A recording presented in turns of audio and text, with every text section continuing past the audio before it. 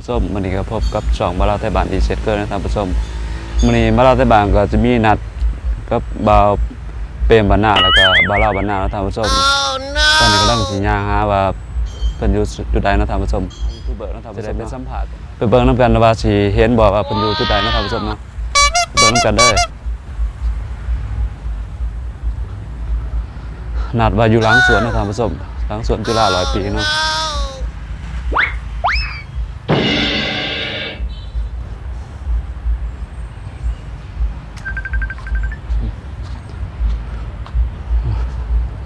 เอาไปน้ำกันนะครับผู้ชมเนาะ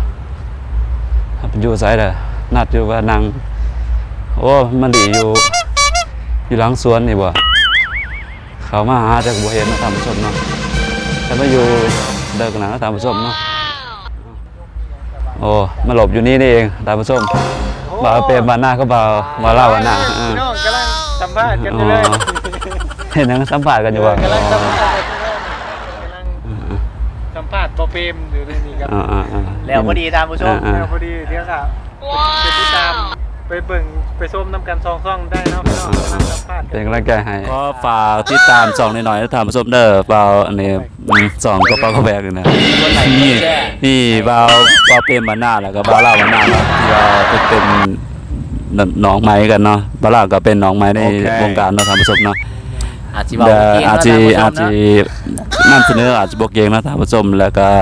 สิขอฝากไว้ในอ้อมใจของ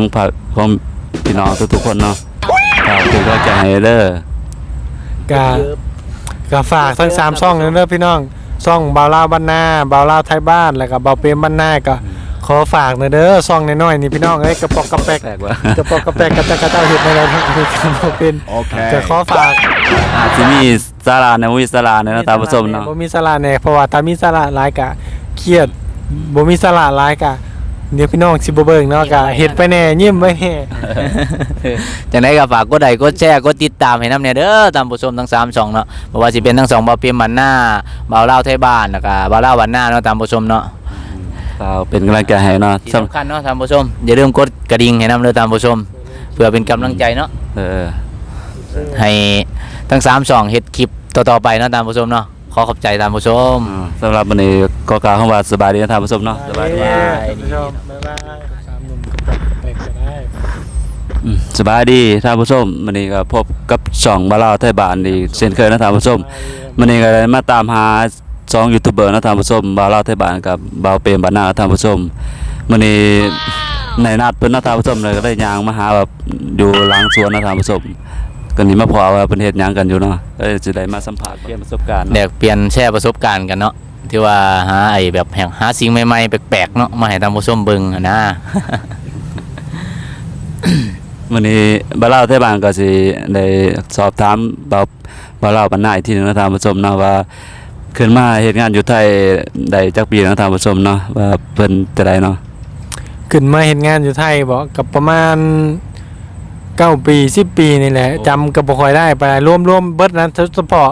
เฮ็ดงานอยู่ร้านเล็กนี่ก็ประมาณ6 ปีแล้ว6 ปีกว่าแล้วเนาะก็รวมบ่อนอื่นนำแต่ก็บ่อนอื่นเฮาก็บ่ได้นับปีนับเดือนนั้นมานับแต่อยู่นี่บ่อนเก่ามันก็เอาเป็นงานปัจจุบันเอาเป็นงานปัจจุบันซะเพราะว่าบ่อนอื่นก็หลายปีหรอกแต่ก็จำบ่ได้รวมๆแล้วเป็น10 ปีนะครับเกือบ10 ปีนั่นแหละแล้วถามบ่าวเปรมเหมือนกันเนาะว่ามาเฮ็ดงานอยู่ไทยจักปีเนาะได้เนาะท่านผู้ชมเนาะถ้ารวมๆก็ประมาณ10 กว่าปีเนาะท่านผู้ชมแต่ว่าก็มาเฮ็ดงานอยู่ปัจจุบันนี่ก็ได้อีกเดือนเนาะประมาณ 3-4 เดือนเนาะท่านผู้ชมเนาะมาอยู่งานเด็กเนาะอยู่บ่อนเดียวกันนี่แหละ3ช่องเนี่ยเฮ็ดงานนำกันมาถามบ่าวเล่าบรรณาอีกทีนึงเนาะท่านผู้ชมเนาะว่าเพิ่นมาเฮ็ดงานอยู่ไทยนี่เพิ่นได้ค่าแรงประมาณส่ำใดเนาะท่านผู้ชมเนาะมาเฮ็ดงานอยู่ค่าแรงอยู่ไทยเอาปัจจุบันเนาะปัจจุบันนี่ก็400 กว่าบาทเนาะพี่น้องก็เจ้าให้400เพราะว่าก็เจ้าขึ้นในปีละ20 บาทนะอยู่นี่บางทีก็ปีละ30นะจังซี่แหละแต่ก็ค่าแรงคุมื้อนี่300นี่ก็20 บาทนี่ก็ถือว่าหลายนะท่านหลายแต่บางซื้อว่าคุมื้อนี่ก็คุมื้อนี่ซำนี้ถือว่าบ่พอใช้แล้วซำ400นี่ถือว่ารายจ่ายมันหลายกว่ารายรับนะแต่เฮาก็ถือว่าประหยัดสุดเลยนะกินข้าวคาบละ30 บาทคาบ30 บาทแต่ก็ยังว่าถือว่ายังบ่พอนะพี่น้องเพราะว่าประหยัด ประหยัดลงกว่านี้อีก ท่านผู้ชมเนาะ แต่คันแบบประหยัดลงกว่านี้ก็จักสิกินหยังไงล่ะพี่น้องเอ้ยจับ แล้วก็บ่เล่าก็สิไทบ้านก็สิได้ถามเบาเปรมบรรณาอีกทีหนึงเนาะว่าที่มาเฮ็ดงานนี่เพิ่นได้ค่าแรงสตาร์ทเดิมเท่าไหร่เนาะท่านผู้ชมเนาะ ค่าแรงเริ่มต้นเนาะท่านผู้ชมเนาะค่าแรงขั้นต่ำปกติมันก็300อยู่แล้วเนาะท่านผู้ชมเนาะบ่เพียงก็ได้ค่าแรงประมาณ300กว่าบาทนี่แหละท่านผู้ชมถ้าถามว่าพอกินพอใช้บ่ได้เก็บบ่มันก็ได้อยู่เนาะท่านผู้ชม แต่มันบ่หลายเนาะท่านผู้ชมเนาะ แต่รายจ่ายสิหลายเนี่ยถ้าท่านผู้ชมเนาะ ได้จ่ายหลายกว่าท่านผู้ชม แต่ว่าเขาว่ามาเฮ็ดงานอยู่นี่เนาะก็เพิ่นว่าเฮ็ดงานนํกันเนาะกับหมู่กับบ่าวลาว2คนนี่เนาะเพิ่นก็ว่าขึ้นเงินเดือนเพิ่นว่าขึ้นปีละ20 บาทเนาะมันก็โอเคบ่เปรียมก็รอฟังเบิ่งอยู่เนาะท่านผู้ชมเนาะก็โอเคอยู่เด้เพราะว่าบางหม่องเนาะที่บ่เปรียมเคยเฮ็ดมาเขาขึ้นเงินเดือนให้ปีละ5 บาทท่านผู้ชม เอาอะดี น้อยขนาดนั้นท่านผู้ชมเนาะ แม่นถือมันเป็นเงินที่น้อยนิดอะดี แล้วก็สิถามเบาเล่าบรรณาอีกเนาะท่านผู้ชมเนาะว่าค่าแรงซำนี้สิค่าใช้จ่ายมันสิไหวอยู่บ่เนาะท่านผู้ชมเนาะ บ่ว่าพี่น้องค่าแรงซ้ำนี่บ่กะถือว่าพอใช้บ่พอแต่พอได้เก็บบ่กับพอได้เก็บแบบน้อยๆกระปอกกระแปกไปหั้นนะพี่น้อง ถามเบาเปรมบรรณาอีกเนาะท่านผู้ชมเนาะว่าค่าแรงซำนี้กลุ่มอยู่บ่ท่านผู้ชมว่าค่าใช้จ่ายมันสิไหวอยู่บ่ ค่าใช้จ่ายบ่มันก็สิถามว่ากลุ่มบ่มันก็กลุ่มอยู่แต่แบบขาดเขินๆเนาะท่านผู้ชมเนาะบางเดือนก็หมุนทันบางเดือนก็หมุนบ่ทันสินะเพราะว่าอีกอย่างหนึงค่าแรงเฮาก็น้อยดีเนาะถ้าสิเทียบกับเบาล่าวันหน้าแล้วมันก็น้อยกว่าอีดีเนาะท่านผู้ชม เพราะว่าบาลาวใต้บ้านก็เพิ่งมาเฮ็ดเนาะท่านผู้ชมเนาะในบาลาววันหน้าก็ประเทศอยู่ก่อนประมาณ 7-8 ปีเนาะท่านผู้ชมเนาะเพิ่นก็สิได้หลายแน่เนาะท่านผู้ชมเนาะ บ่ แล้วก็สิถามเพิ่นอีกทีหนึงเนาะ แต่กะใครกว่าแบบว่าใครกว่าอยู่บ้านเนาะพี่น้องก็อยู่บ้านมันก็มีงานอยู่แต่ว่าก็ยังบ่ประจำคืออยู่นี่แต่โอเคแต่ซำนี้ก็ แต่ว่ามันบ่ เฮาก็แต่ว่าก็โอเคถึงที่น้อยแต่ก็เฮาก็ประหยัดไปก็เก็บออมเนี่ยก็พอได้เก็บพอได้ใช้พอได้ฝากเมื่อบ้านนะพี่น้องเพราะว่าถึงสิน้อยแต่ก็ยังมีทำคู่มือมีงานทำคู่มือมีงานประจำก็พอเฮาเก็บไปประหยัดไปเฮาก็พอได้เก็บพอได้ใช้พอได้ฝากเมื่อบ้านเนาะพี่น้องก็โอเคก็ยังดีกว่าบ่มีหยังเฮ็ดเนาะ แม่นท่านผู้ชมแล้วก็สิถามเบาเป็นบานนาเนาะท่านผู้ชมเนาะว่าที่ขึ้นมาเฮ็ดงานอยู่ไทยย้อนหยังจึงเลยขึ้นมาอยู่เฮ็ดเวียกอยู่ไทยเนาะ ที่ขึ้นมากรุงเทพเนาะท่านผู้ชมเนาะเพราะว่าถ้าเฮ็ดเวียกอยู่บ้านมันก็ถามว่ามีได้หลายดีบ่มันก็ดีอยู่ระดับหนึ่งเนาะท่านผู้ชมเนาะแต่ว่ามันค่าใช้จ่ายมันสิหลายเนาะแล้วก็อีกอย่างหนึงมันก็เฮาก็บ่มีงานประจำเนาะท่านผู้ชมเนาะคือเฮามาอยู่กรุงเทพสิเฮาได้เฮ็ดงานเฮาก็ได้เฮ็ดงานประจำเนาะท่านผู้ชมซึ่งเฮาก็มีรายได้ทุกวันบ่คือเฮาเฮ็ดอยู่บ้านเนาะมีบางมื้อเฮาก็ได้เฮ็ดบางมื้อเฮาก็บ่ได้เฮ็ดจังซี่นะมันก็เลยแบบบ่เปลี่ยนก็เลยตัดสินใจขึ้นมาเฮ็ดงานกรุงเทพดีกว่าเนาะท่านผู้ชม กฎหมายคือว่าเฮ็ดอยู่บ้านเฮ็ดงานมันบ่เต็มเดือนเนาะท่านผู้ชมเนาะสมมุติว่าอยู่ไทยเฮ็ดอยู่เต็มเดือนเนาะอยู่บ้านฟังบ้านลาวก็สิได้เฮ็ดอยู่ประมาณ10กว่ามื้อเนาะท่านผู้ชมเนาะแต่รายจ่ายก็สิหลายกว่ารายรับเนาะท่านผู้ชมเนาะแล้วบ้านลาวไทยบ้านก็สิมีความผิดความเห็นแบบใดเนาะท่านผู้ชมถามไปอีกทีหนึงเนาะ ความคิดความเห็นมาแบบขั้นว่าเมื่ออยู่บ้านจริงๆจังๆนะพี่น้องก็ย้อนว่าที่มาทำ YouTube นี่ก็ว่าเพื่อเมื่ออยู่บ้านแน่ก็ว่าบ่ได้ว่ากับ YouTube หลายขนาดนั้นนะพี่น้องแต่เฮาก็ทำแล้วเฮาเมื่ออยู่บ้านเฮาก็ทำอาชีพอื่นนํก็บ่แม่นว่าสิทำแต่ YouTube อย่างเดียวก็ทำอาชีพอย่างอื่นนํแบบผสมผสานเก็บกันก็น่าจะอยู่ได้นะพี่น้อง ก็ถือว่าเป็นอาชีพเป็นงานเสริมเนาะท่านผู้ชมเนาะได้เสริม และได้เสริมเพราะว่าคันสิเมื่ออยู่บ้านทำงานอย่างเดียวบ่เวลาว่างเนี่ยจ้ะจะเอาหยังเฮ็ดเจ้าเฮ็ดหยังอันนี้ยังคล้ายว่าเวลาว่างเฮาก็อาจจะไปถ่ายคลิปนู่นนี่นั่นให้พี่น้องเบิ่งหลังจากที่ถ่ายคลิปเสร็จเฮาก็เฮ็ดงานอาชีพเสริมอย่างอื่นแหน่อย่างเช่นแบบนู่นนี่นั่นนะพี่น้องก็ยังดีกว่าทำให้เวลาทิ่มไปซื่อๆนะ นี่นั่นชื่อว่าใช้เวลาให้เป็นประโยชน์นะท่านผู้ชมเนาะ เป็นประโยชน์แต่ก็สิหวังจาก YouTube อย่างเดียวก็เป็นแบบบ่ได้เผื่อมื้อนึง YouTube บ่มีคนเบิ่งเนาะอาจจะบ่ฮู้เฮาก็บ่ฮู้คือกันว่า YouTube มันสิบูมฮอดมื้อใดว่าคนสิเบิ่งหลายฮอดมื้อใดแต่เฮาก็ถึงว่าก็ทำ YouTube แน่ก็ทำมาอย่างอื่นแน่ถ้าสมมุติว่า YouTube บ่ต่อไปมัน บ่บูมเฮาก็ยังมีงานตัวนั้นทำ อย่างน้อยก็มีงานเสริมอีกทีหนึงนะท่านผู้ชมเนาะ ถ้าว่ามื้อหนึงมาเฮาบ่ได้ทำงานตรงนั้นแต่เฮาก็ยังมี YouTube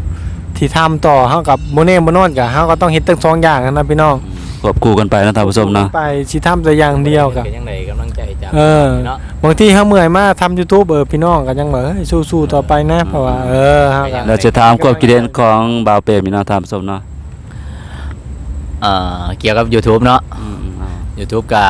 ที่ว่าเปรมเฮ็ดนี่กะความหวังของว่าเปรมก็เฮ็ดไปก็อยากได้แบบประสบการณ์ใหม่ๆเนาะท่านผู้ชมเนาะอยากหาแบบประสบการณ์ใหม่ๆก็เลยมาลองเฮ็ด YouTube เบิ่งถามว่าเปรมขาดหวังหยังหลายบ่กับ YouTube ก็ก็ขาดหวังอยู่ประมาณนึงเนาะท่านผู้ชมเนาะก็คือบ่าวลาววันหน้าเพิ่นเว้าหั่นแหละท่านผู้ชมเฮาก็เมื่อบ้านเฮาก็สิได้มีแบบเฮ็ดไฮไซนาหรือว่ามีงานมั่งบ่มีงานบ้างสิเฮาก็ยังมีความหวังเนาะมาเฮ็ดอยู่กับสองบางทีเฮาปกติคนเฮาเนาะไปหันไปนี่เฮาก็จะมักเซลฟี่ถ่ายรูปหรือว่าถ่ายคลิปเป็นเรื่องปกติอยู่แล้วนะท่านผู้ชมเนาะ อย่างน้อยๆก็ใส่เวลาให้เป็นประโยชน์นะท่านผู้ชมบ่ให้เวลามันผ่านไปแบบโดยเปล่าประโยชน์นะท่านผู้ชมเนาะ ก็ใส่เวลาให้มันเป็นประโยชน์เฮาก็ถ่ายคลิปอยู่แล้วเฮาก็เอาคลิปจากจุดนั้นเนาะมาให้ท่านผู้ชมได้รับชมกันเบิ่งเนาะท่านผู้ชมสำนี้เนาะ แล้วก็สิได้นำเสนอในการดำรงชีวิตของบ่าวลาวบ้านนาแล้วก็บ่าวลาวไทยบ้านบ่าวเปรมบ้านนานะท่านผู้ชมนะว่า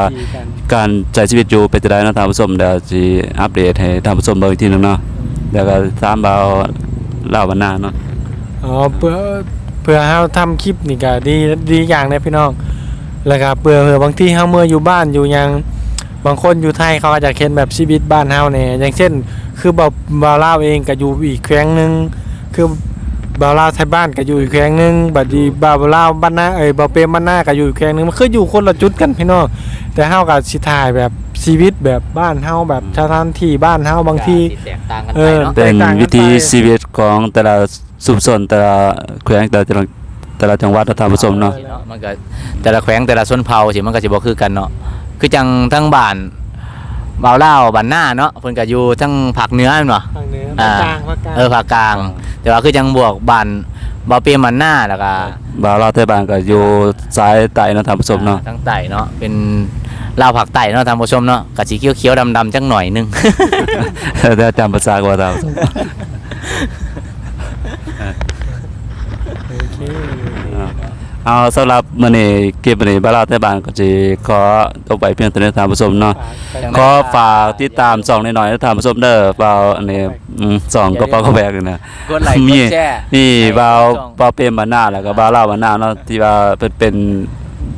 หนองไม้กันเนาะบ่าวลาวก็เป็นหนองไม้ในวงการเนาะท่านผู้ชมเนาะ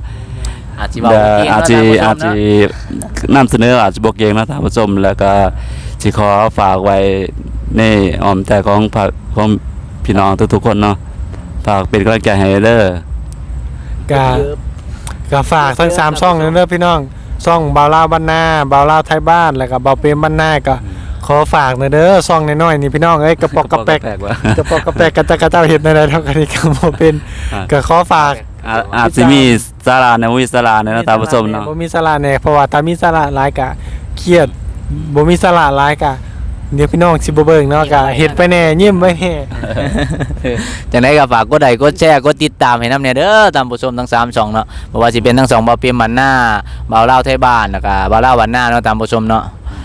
ฝากเป็นกำลังใจให้เนาะ ที่สำคัญเนาะท่านผู้ชมอย่าลืมกดกระดิ่งให้นำเด้อท่านผู้ชมเพื่อเป็นกำลังใจเนาะ ให้ทั้ง3ช่องเฮ็ดคลิปต่อๆไปเนาะท่านผู้ชมเนาะขอขอบใจท่านผู้ชม สำหรับวันนี้ก็กล่าวคำว่าสบายดีนะท่านผู้ชมเนาะสบายดี บ๊ายบาย